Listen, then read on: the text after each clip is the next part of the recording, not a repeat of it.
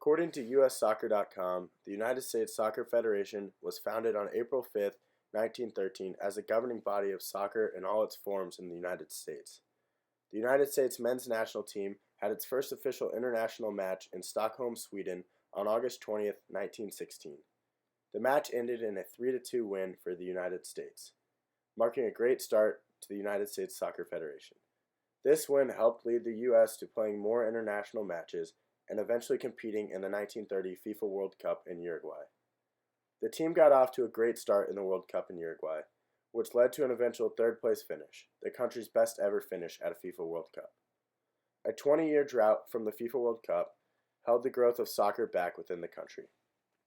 The 1950 FIFA World Cup proved to be one of the biggest upsets in the history of soccer. Commonly referred to as the Miracle on Grass, the United States men's national team defeated England, the best team in the world at the time, by a score of 1-0. The goal, scored by Joe Gatchins, was supposed to launch U.S. soccer into a new age of popularity. However, the team was eventually eliminated from that summer's edition of the World Cup by not making it out of the group stage. This led to another 20-year gap of disappointment in soccer in America. In between the 1950s and 1970, the team won only 6 times, putting soccer further back on the map than most soccer fans wanted. However, when the 1970s hit, enthusiasm for soccer picked up in the country. The creation of the North American Soccer League helped fans in the country pledge their allegiance to both soccer and a specific team, helping fandom grow across the country.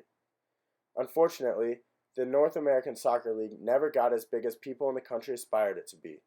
The country fielded a senior-led team that participated in the 1984 Summer Olympics in Los Angeles, California. The team finished with 1 win, 1 tie, and 1 loss, leading to elimination and failure to make it to the second round. Participating in and hosting the Olympic Games prompted the United States Soccer Federation to bid on hosting the 1994 FIFA Men's World Cup and the 1999 FIFA Women's World Cup, which the U.S. eventually won on Brandi Chastain's game-winning penalty kick. The Women's World Cup triumph captured America's hearts, but more importantly, the hearts of young girls who were looking to play a sport. FIFA said they would grant the United States with rights to host the 1994 FIFA Men's World Cup if the U.S. Soccer Federation agreed to create a men's professional soccer league. That is why the MLS started in 1996 with 10 teams spread across the country in cities with varying sized markets. The 1994 World Cup was a success in showing America what the sport of soccer from around the world is like. With hundreds of thousands of fans coming to games over the month-long tournament, soccer had finally arrived in America, and the MLS was there to make it stay. The league continued to add teams and grow to new markets across the country, further expanding the fandom. By 2009, the league had expanded to 15 teams, spreading all the way to Toronto, Canada. 2009 also happens to be the year that Landon Donovan and Clint Dempsey led the United States to a thrilling second-place finish in the Confederation Cup that summer. That excitement was carried over to the next summer when the United States advanced out of the group stage to the round of 16 on Landon Donovan's last-minute goal against Algeria. Distribution, brilliant. Landon Donovan, there are things on here for the USA.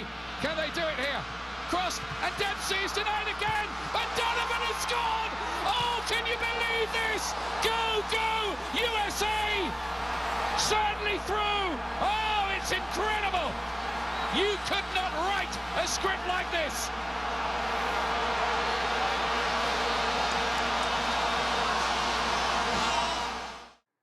Following the 2010 FIFA World Cup, the United States reached a new level of soccer fandom, with watch parties and support groups such as the ever-growing American Outlaws popping up in cities and around the country. Those support groups had even more to cheer about when the women's national team made it to the finals of the 2011 Women's World Cup in Germany, and the men's national team dominating the competition and winning the 2013 Gold Cup, which is a regional biannual tournament, and eventually qualifying for the 2014 FIFA World Cup in Brazil.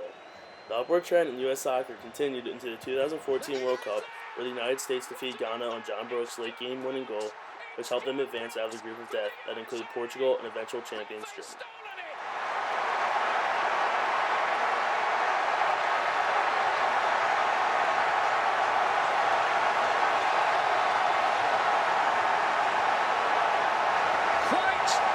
Incredible. He couldn't even have dreamt that.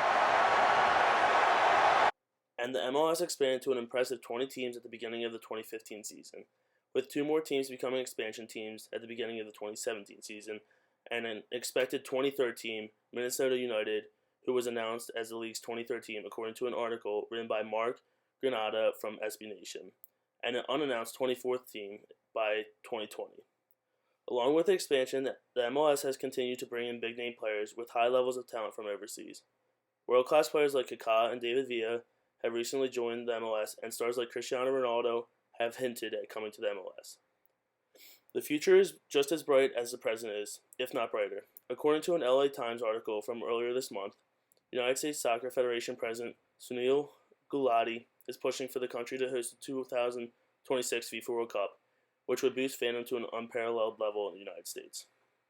The future for soccer in the U.S. is bright, but one issue is youth participation. One would think that due to the rise of popularity of the MLS and the men's national team, that youth participation would be on the rise. However, it has somewhat plateaued since 2008. In 2008, the U.S. had its highest participation numbers at 3,148,114, and it has slowly declined to 2,804,711 in 2013, until after the 2014 World Cup, where participation finally rose again to 3,055,148.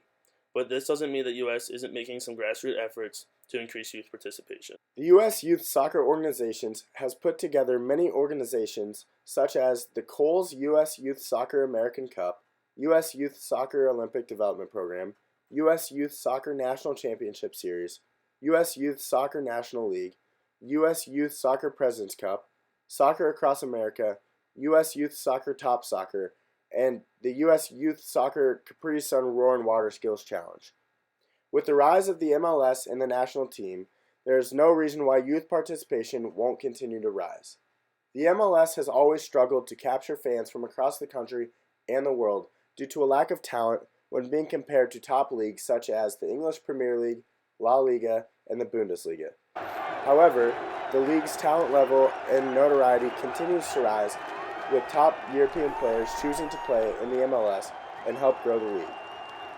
In the coming years, the MLS and the United States men's national team are going to grow into one of the top leagues in the world and one of the best national teams in the world. I believe that we